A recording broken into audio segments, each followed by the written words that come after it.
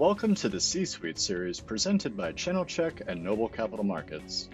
Noble is an SEC-registered, FINRA-licensed broker-dealer and the source of the equity research available on Channelchek. Of the 6,000 small and microcap companies listed on the site, today we're featuring Fat Brands.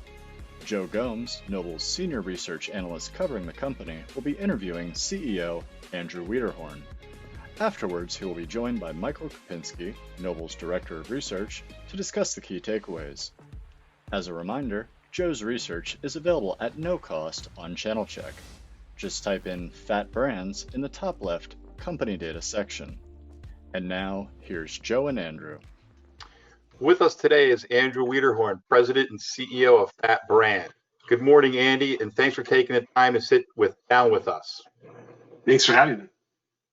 So Fat Brands, can you tell us what FAT stands for? And for those in the audience unfamiliar with Fat Brands, can you briefly describe what the company does in its key markets?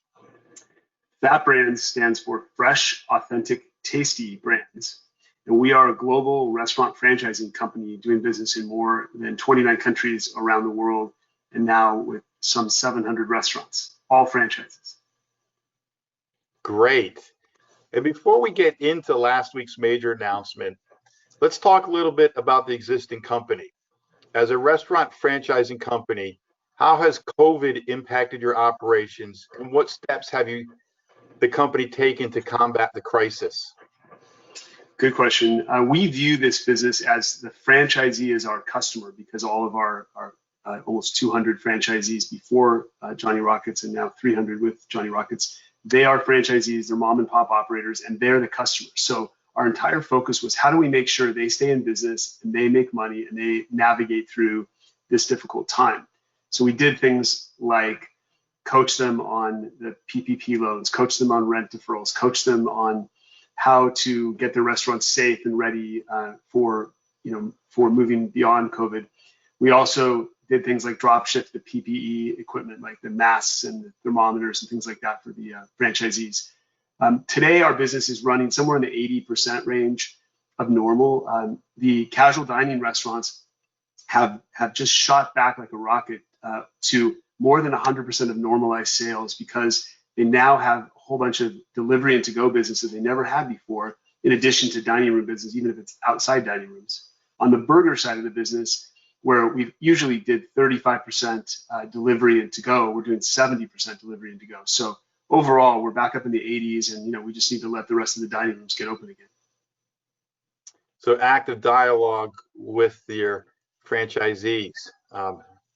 Interesting. So now that you have a couple of steakhouse brands, Ponderosa and Bonanza, that have limited ability for drive-through and or takeout. How's the company managing this? Yeah, they're probably the most banged up of all the brands. We have 9 different brands now, and certainly Ponderosa and Bonanza have been hit the hardest. We probably lose a dozen of those out of the 100 units that there are. It's about 15% of our revenue, so it's not a huge change at the end of the day, but it's annoying because they're not designed for outdoor dining rooms. They don't have drive-through. They do have very big dining rooms, and that means you can space people out. That's not the problem. We also changed the method of service. So instead of you order your steak or chicken or seafood or whatever, and then you go to an all-you-can-eat buffet or salad bar, we're now serving you. So we have an attendant serving you instead of self-serve. And that means you only have the attendant touching the utensils and all that. And there's the pluses and minuses there. One is the food cost is actually a little lower because there's not as much waste from self-serving. And then you have to offset that, the cost of the attendant to do the work. But by and large, Ponderosa and Bonanza, they've been around for 50 years. They will survive this. It's just going to be a little bit of pain to get through it. Now, one of the things that you had mentioned earlier in the year you were looking to do with those brands was some more aggressive marketing. Where do we stand on that, given where we are in the COVID crisis? Right. So those brands had not been marketing actively ever since our acquisition in 2017. There was really a lot of resistance from the franchisees to start marketing, feeling like, hey, it's never really been necessary for us and we've never done it. And of course, right before COVID, we convinced everyone that look at our success with our other brands where we actively market, like Hurricane Grill and Wings or Buffalo's Cafe or of course Fatburger. And so they agreed to start marketing 2 weeks before COVID shut down the world. And so we haven't been able to execute on that. We absolutely plan to restart that in Q4, knock on wood, that we'll be allowed to have everything open as normal. But it's on hold. It's been on hold for 2 quarters, and we'll get to it as soon as we can. Hopefully that will help drive back revenues and customers to those brands. Now, in mid-March, you closed on a new whole business securitization. Can you explain to the audience what this means and how it is benefiting FAT Brands? Yeah, this was a transformative transaction for the company, just like the acquisition of Johnny Rockets will be. The whole business securitization, it's a $40 million facility. It's like a senior term loan, where we were able to lower our weighted average cost of capital as a company to under 8.5%. That includes all the preferred stock and things like that. It saves us $2 million a year in interest. And most importantly, it's an expandable facility. So as we buy Johnny Rockets, kind of like a cookie jar, you can take the lid off, put the new brand in there, and add to the financing, and so raise more capital out of it to pay for the Johnny Rockets acquisition. And these bonds that we issued, backed by the royalty stream, that's why it's called a securitization. We issued $40 million of bonds. They're double B rated and single B rated by DBRS Morningstar, which was a big achievement in the restaurant space. And we're just super lucky we got that done in time before the world melted down. So you've mentioned this, and on Thursday you made a transformative announcement, an agreement to acquire Johnny Rockets for $25 million. Can you comment on how the transaction came together? What is Johnny Rockets, and how it is a transformative acquisition for the company? You bet. So we're very excited about it. We've been working on this deal for several years. It didn't just come about in 5 minutes.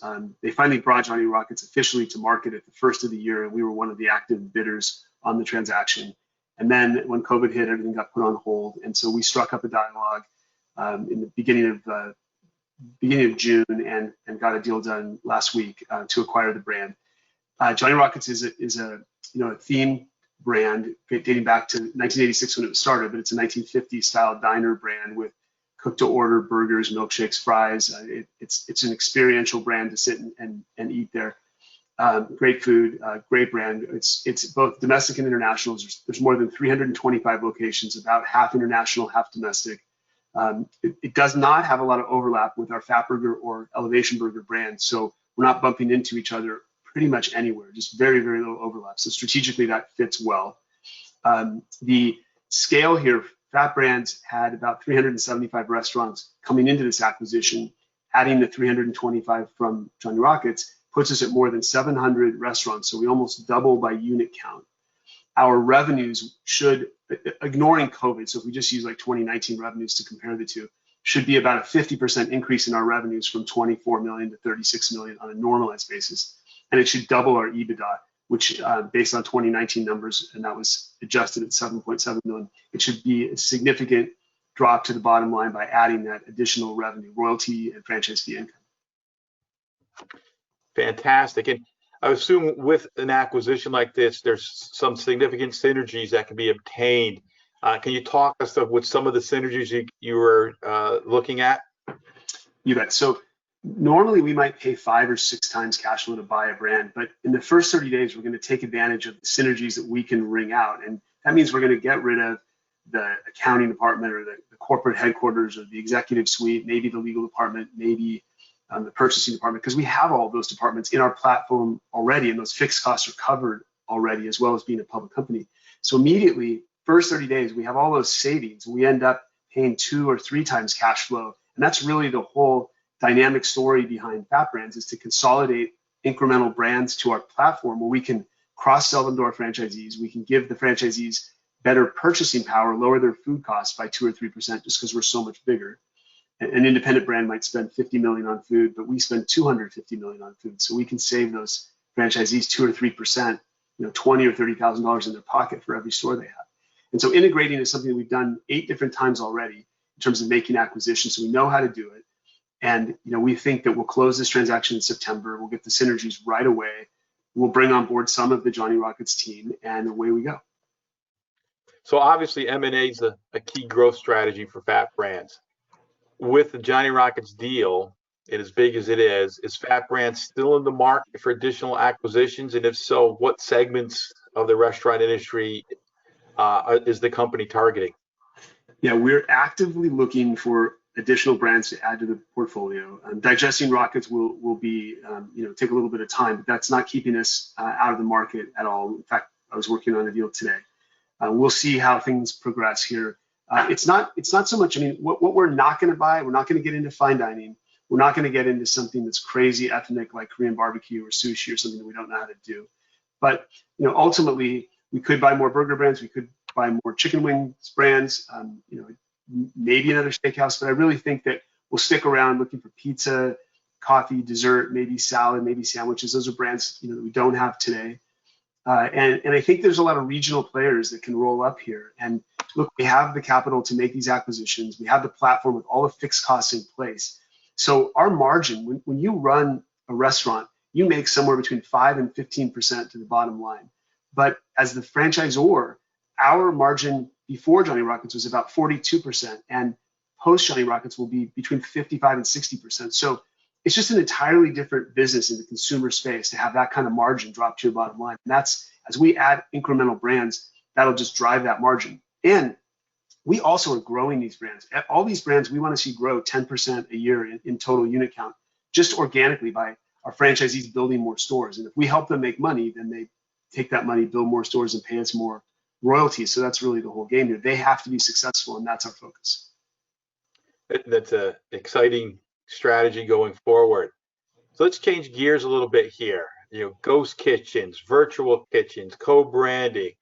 Outside of conjuring up thoughts of Halloween, what do ghost and virtual kitchens and co-branding mean for Fat Brands? Yeah, funny. So ghost kitchens are industrial kitchens where there's no brick and mortar restaurant that you can visit as a customer, but all of the brands that are operated in the different stalls inside a ghost kitchen are available for delivery on the third-party apps. Co-branding, we started in 2012 with our first Buffalo's Express brand. We took our Buffalo's Cafe casual dining brand, created basically a copycat of a Wingstop, and started co-branding it with Fatburger. And now we have over 101 co-branded Fatburger Buffalo's Express. Super successful concept because the operator gets another 20% average unit volume by selling wings and other products as a co-branded store. This is very similar to what KFC, Taco Bell, Pizza Hut has done for years. And then a virtual restaurant, different concept again. It's something we created 2 years ago. And this is where we own 9 brands now with Johnny Rockets. And we can go to our operators, just by example, again, Fatburger, Buffalo's Express, and say to them, look, out of the back of your restaurant, in your kitchen, you could also sell our Elevation Burger, or you could sell our Hurricane Grill and Wings for wings. And so when a customer looks on the delivery app and looks for wings, it's going to come up as Fatburger selling wings, Buffalo's Express selling wings, and Hurricane Grill and Wings selling wings. And that's just incremental sales with different recipes, different packaging for delivery only out of the back door of the restaurant. It gives the operator incremental sales, drops to the bottom line. We get incremental royalties. We have 27 virtual restaurants operating today in California, and we're rolling this out across the country right now. More synergies. We like that. Healthy eating choices, such as meatless proteins, seem to be in demand. How is Fat Brands responding to these trends? So we have had veggie burgers on our menu since 2005, forever, right? And we would sell about 500,000 veggie burgers a year. We launched the Impossible Burger at Fatburger and then across all of our brands now 2 or 3 years ago. And we're selling 1 million Impossible Burgers a year right now, 1 million on top of the veggie burgers. And we introduced vegan milkshakes and rolled that out across our brands too. And remember our Elevation Burger brand, which is French fries fried in olive oil, organic Australian beef, it's grass-fed, now vegan milkshake. So one of the strategies here with plant-based proteins, you have to think about it that it brings in new customers to your restaurant because people would say like, oh, I didn't even know you had a veggie burger or a plant-based protein. And if you're in the restaurant industry today, if you're not in the plant-based protein train, if you're just not on that train, you're going to miss the adventure here because it's not going to stop. It's going to grow. There's plant-based chicken, plant-based fish, all kinds of stuff. And I think it's important that it's offered and we're taking advantage of it. More menu expansion, very interesting. So what is your expectation for Fat Brands when we come out of the pandemic and economic downturn? What other changes, if any, do you see the company needing to make if there is a permanent shift to more delivery and takeout? So on the burger side, again, we saw our delivery and to-go business go from 35% to 70%. And on the casual dining side, it rose to 30-something% as well, including alcohol sales, which is crazy because you'd never think of that for to-go. And so I think that's consistent. I mean, outdoor dining rooms, we've always had outdoor dining rooms. We're super fortunate that we're not in the fine dining space, which has just been crushed by COVID-19. And our restaurants have already been built with outdoor porches or outdoor dining rooms. Like Hurricane Grill and Wings has the beach in the middle of a parking lot. It has a fake beach with counters and bar stools and stuff.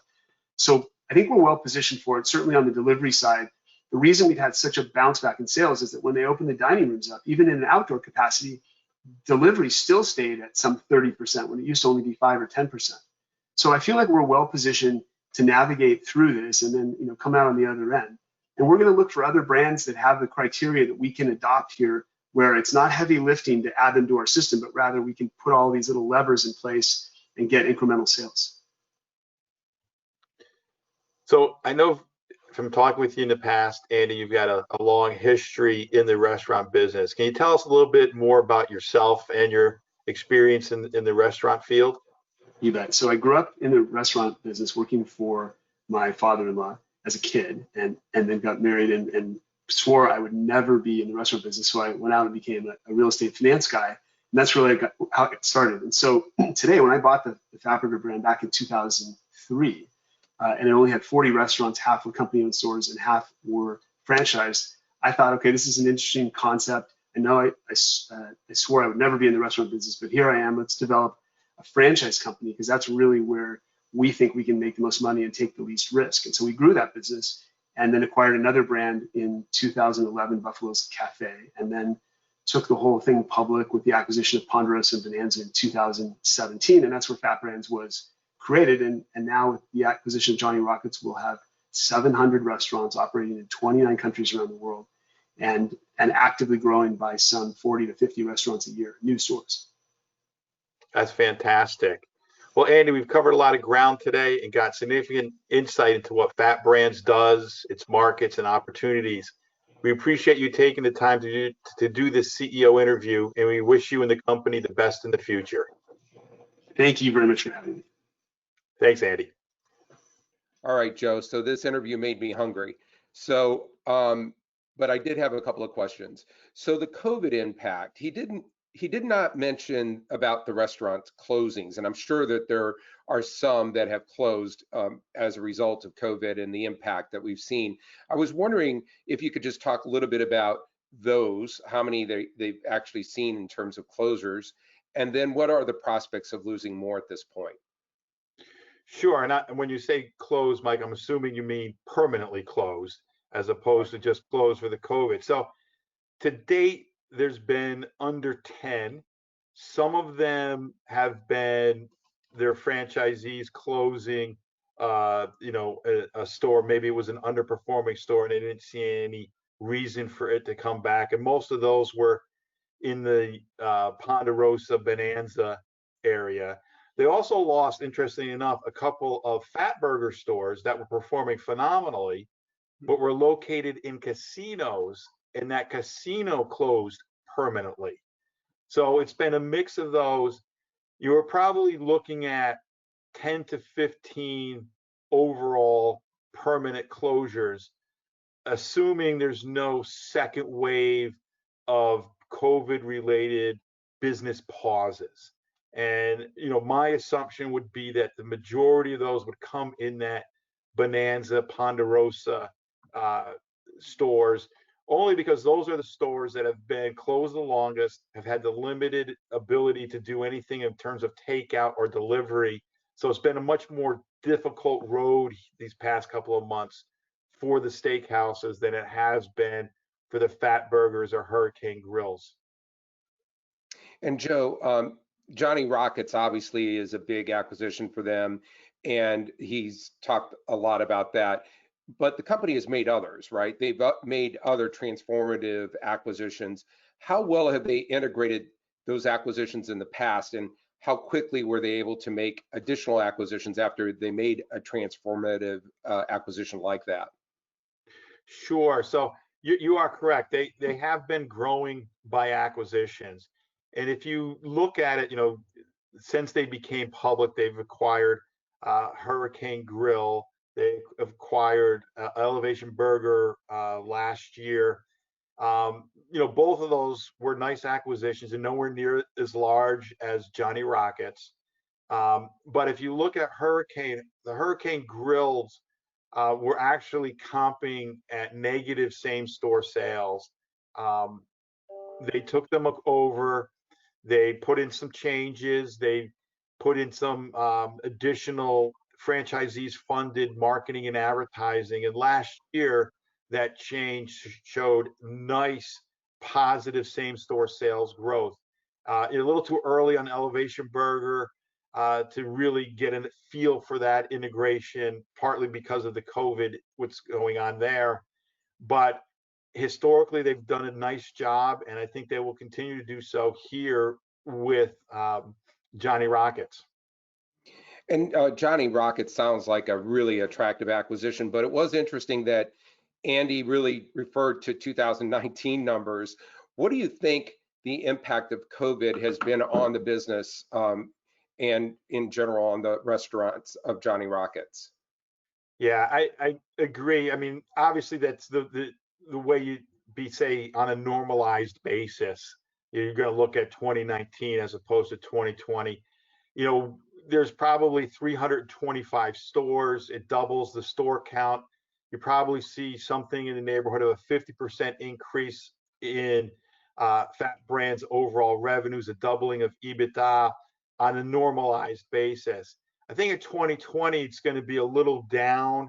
I mean, if you look at Johnny Rockets and where their stores are located, roughly, a third of the stores are in things like casinos or cruise ships, airports, those types of locations that I think would probably have been hurt the most and these business closures are the COVID pause.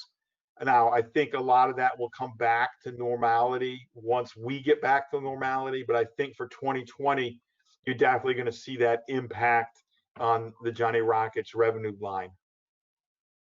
Well, it was a very interesting story, and now it's built up my appetite for a burger for sure, since we're talking about Johnny Rockets.